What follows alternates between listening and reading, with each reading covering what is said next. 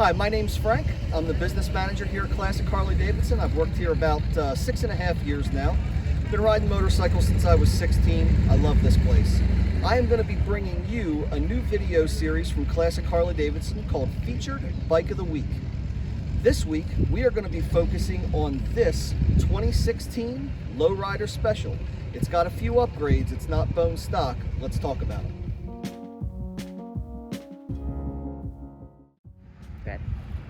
Alright, since this is my first featured bike of the week, obviously I had to pick a super cool bike. But I need to tell you why this bike is cool. This bike is 100% designed to go fast and tear up the twisties. There are a few parts of the bike that are specifically engineered to go that route, and let me show you what they are. We'll start with the rear suspension. Okay, so the rear suspension on this Dynaframe bike has a progressive spring rate. You can see that the springs are a little bit lower down here at the bottom, a little bit smaller. And then you also have an infinitely adjustable system here, which is way better than what Dynas used to have. On the Dyna, you used to only have 5 different detents or 5 different places you could set that suspension. Here with these lock rings, you can loosen this lock ring all the way to the top of the shock body, and then you can adjust this lock ring.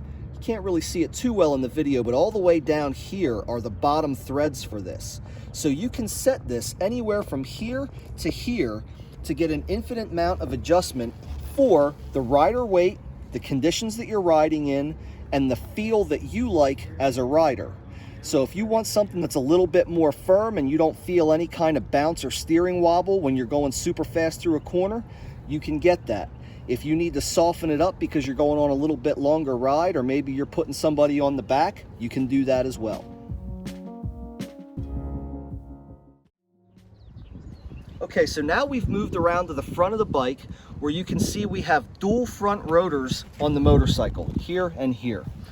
Most Dynas only had a single front rotor. In fact, most lighter weight Harleys only have a single front rotor.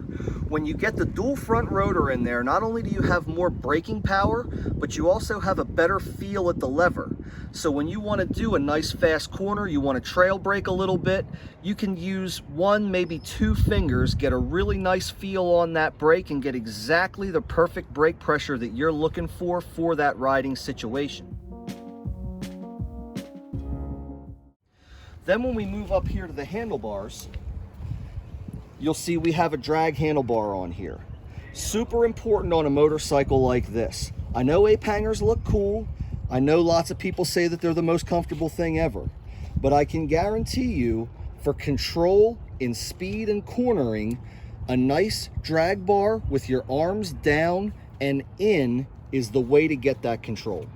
Okay, while we're at this area of the motorcycle, let me really quickly talk about the rake angle, which is the angle that the forks come down to meet the road. The rake angle on this motorcycle is 28 degrees, which is a fairly upright rake angle. If you look at something like a Road King or a Street Glide, things that they tend to do the real tight cornering maneuvers, slow speed in parking lots, those usually see about a 26 degree rake angle, whereas something that's meant to be more of a drag racing motorcycle with a really long rake angle like Softail Breakout has a 34 degree rake angle.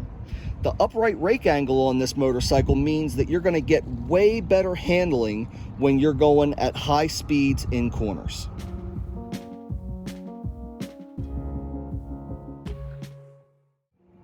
Okay, now I saved the best for last.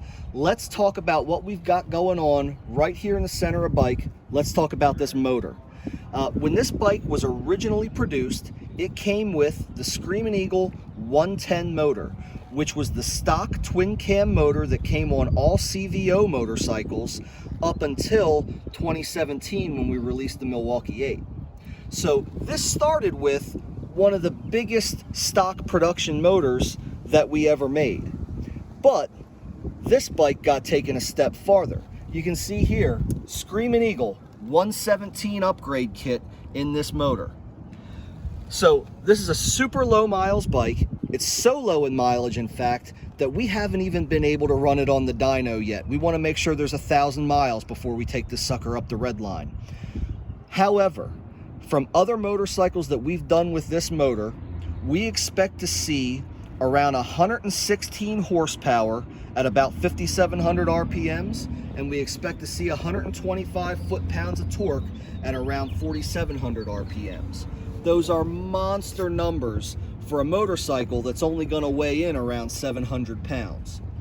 We also finished this bike off with a 2-into-1 Vance and Hines short muffler exhaust, so it sounds great and gets lots of free movement of exhaust air, as well as plenty of intake from the Harley Screamin' Eagle heavy breather.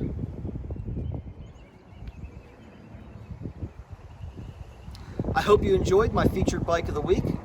Keep your eyes tuned to this website for more featured bikes to come, and thanks a lot for watching.